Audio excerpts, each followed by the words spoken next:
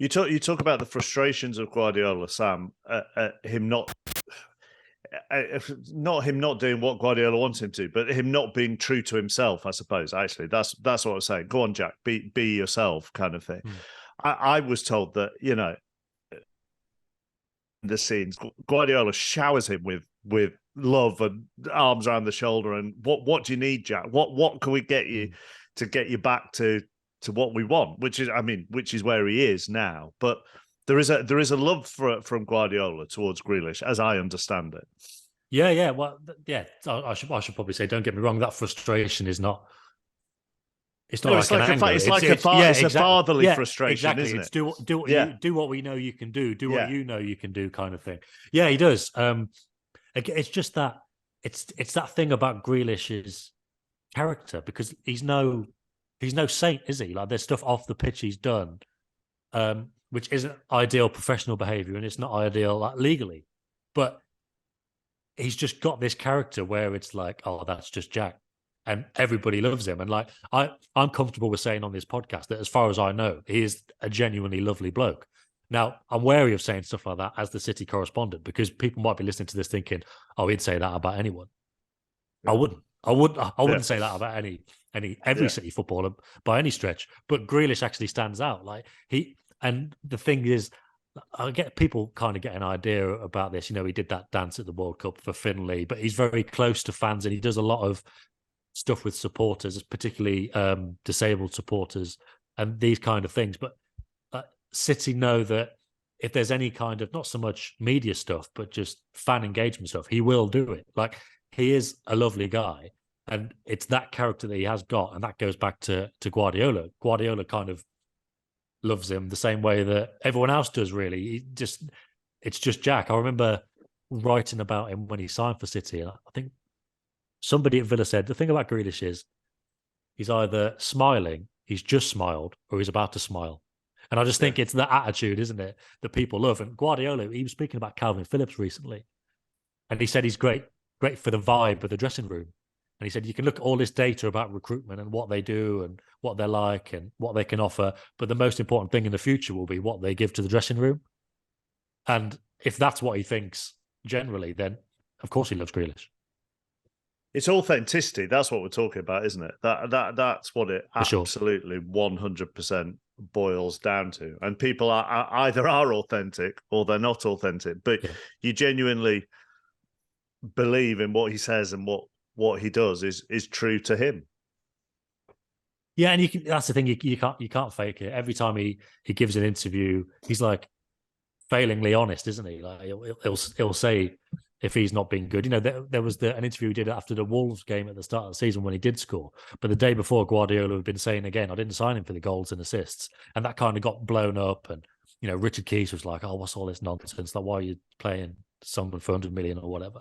And then Grealish scored. And then he could have chosen that out. He could have said, look, I do loads of other stuff for the team that the manager appreciates. But he said, I should be getting more goals and assists. He is just honest. He does.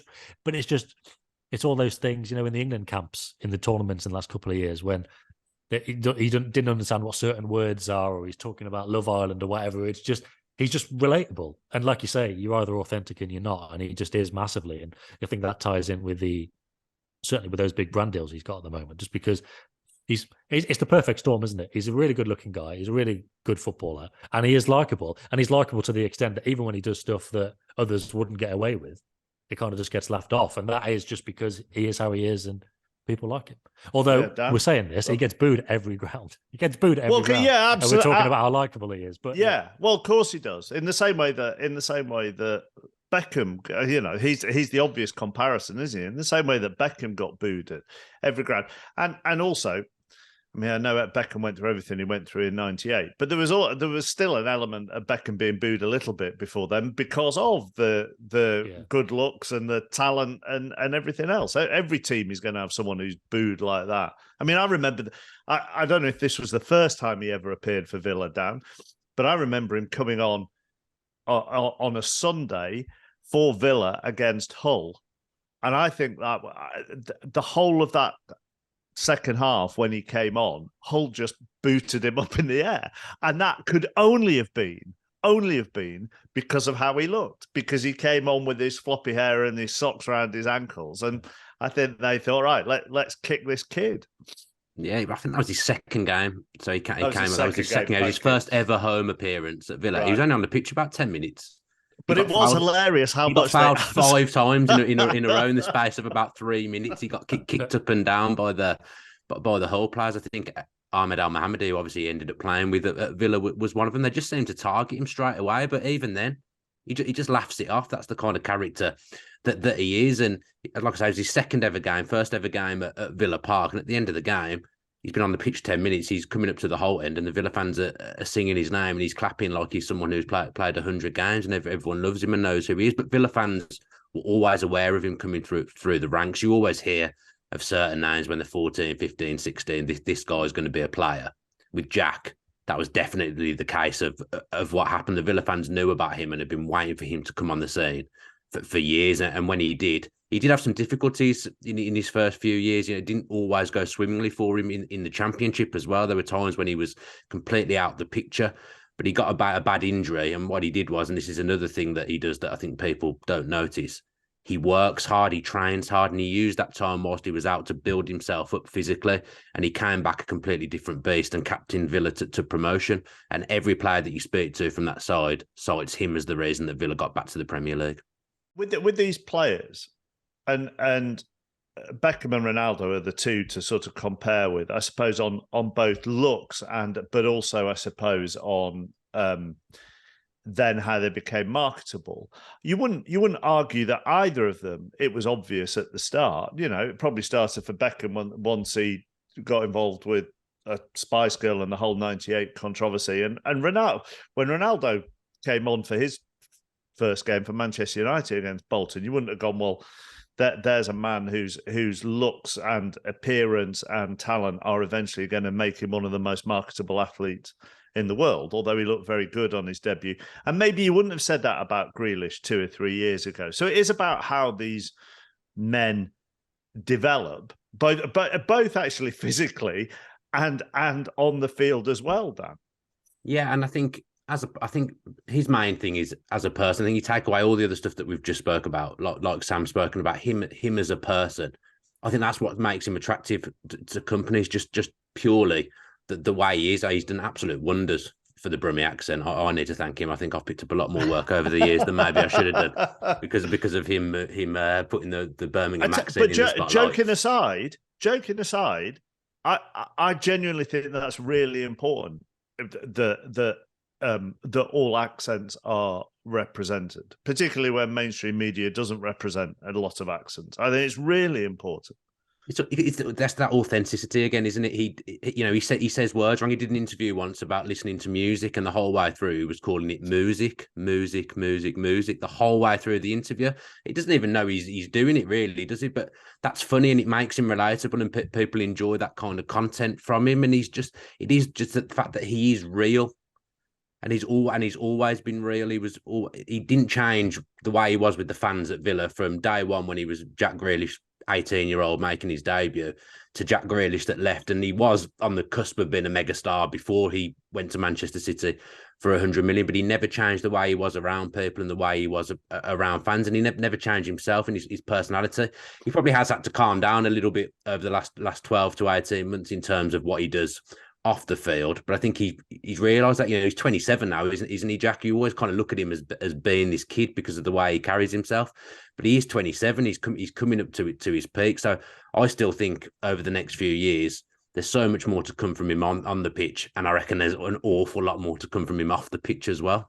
Greg Evans has done a big piece on his marketability, which is on the Athletic, and you can read now. A couple of interesting quotes in there.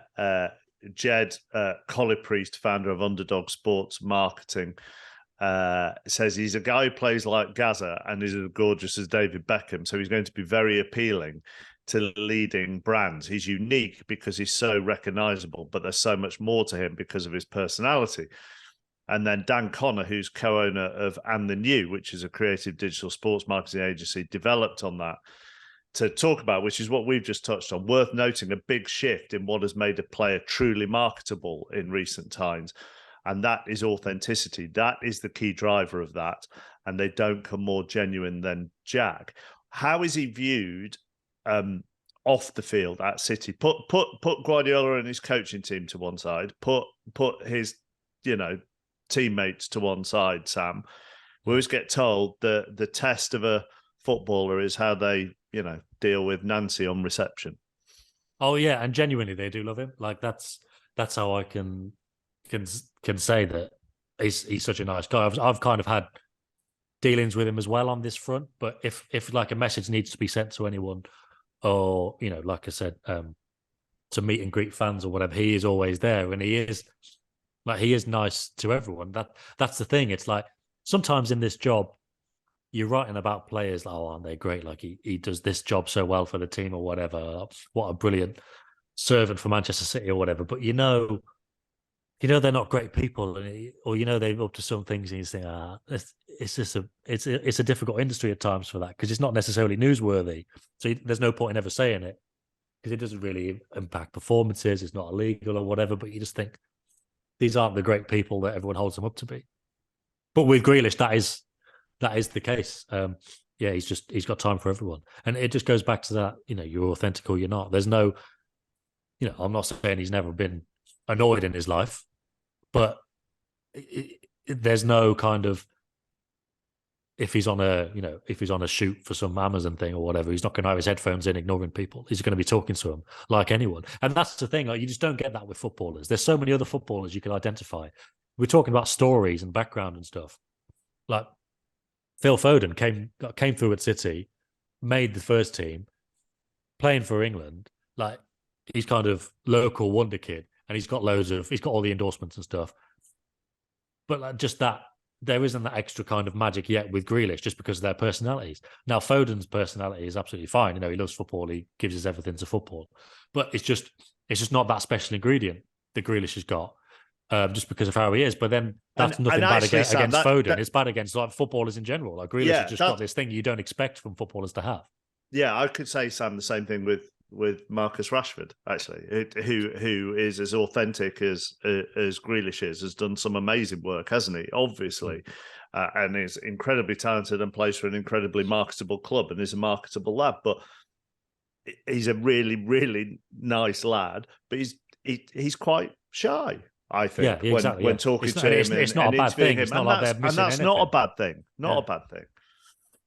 Yeah, exactly. It's just. Oh, how do you want to edit that? No, well, it's just how it's. Yeah. No, sorry, you were going to carry on, and then I carried on. So yeah, you go with it. It's fine.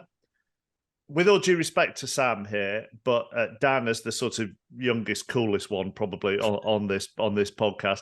That doesn't happen very often anymore. But Sam will deal with it. What? He outscores all of his England teammates when it comes to TikTok following. So that's important for brands, because it's about how they influence their following. And research has also shown that he's one of the 10 most popular players in Europe with 14 to 18-year-olds in the UK. So you combine those two things, and that's why brands are going to flood to him as well. Yeah, and I guess it would have been the same with David Beckham if all this stuff had been around when he was coming through as a footballer. I guess it would have been all those things that would have appealed to people. Jack's fortunate that in the time he's become a professional footballer, all that stuff that suits him and the way he is and the way he appeals to people is paramount in brands' minds when they come to getting an ambassador on board, or they come to get someone on board to work with the brand. So basically, there's like all the girls like Jack Grealish and all the lads want to be Jack Grealish. It's that kind of thing, isn't it? Where he's so talented as a footballer. He's everything he does at the moment seems to turn to gold. He was not involved in Manchester City winning the title in the end. He didn't come on in that last game. He didn't play as much football as he would have wanted to last season. But then afterwards, in all the celebrations and stuff, everyone's talking about Jack Grealish because the way he's behaving, what he's saying in the interview. And not all of it was a good thing that he was saying in those interviews, but he was just again being himself, and he was being real, and people were seeing him being himself and being real, and that's what people like about him. It probably doesn't always mean that the brands want him to be like that, but do you know what I mean? That they want that authenticity of someone that people know that he's going to be himself